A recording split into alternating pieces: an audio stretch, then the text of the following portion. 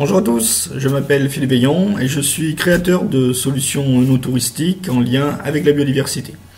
Alors en fait, je permets tout simplement à mes clients d'offrir une plus-value aux œnotouristes de passage en valorisant la richesse de la faune et de la flore qui est présente dans leurs vignes.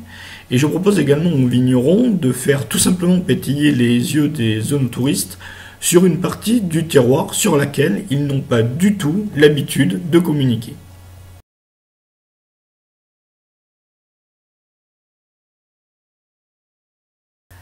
Lors des visites œnotouristiques, les châteaux axent généralement leur communication sur la typologie du sol qui accueille les vignes, sur les spécificités du microclimat qui règne sur la zone, ou encore sur les différents cépages. Mais jamais sur la richesse faunistique et floristique que les œnotouristes voient pourtant évoluer autour d'eux. Ça peut être un papillon, un oiseau ou autre.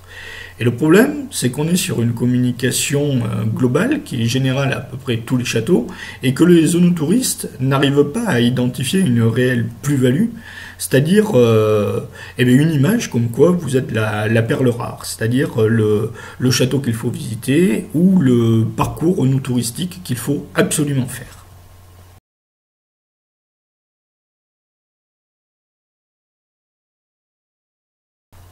Ce qu'il se passe quand les œnotouristes visitent les vignes, c'est qu'ils voient généralement de la biodiversité, mais qu'ils n'ont pas un discours qui valorise cette richesse qui fait pourtant partie du terroir. Hormis, bien sûr, regardez, vous avez un papillon jaune, ici on peut observer quelques papillons bleus, ou vous entendez quelques oiseaux. Oui, mais lesquels ? Et du coup, on est un petit peu sur un sentiment de parcours, de visite un peu inachevé.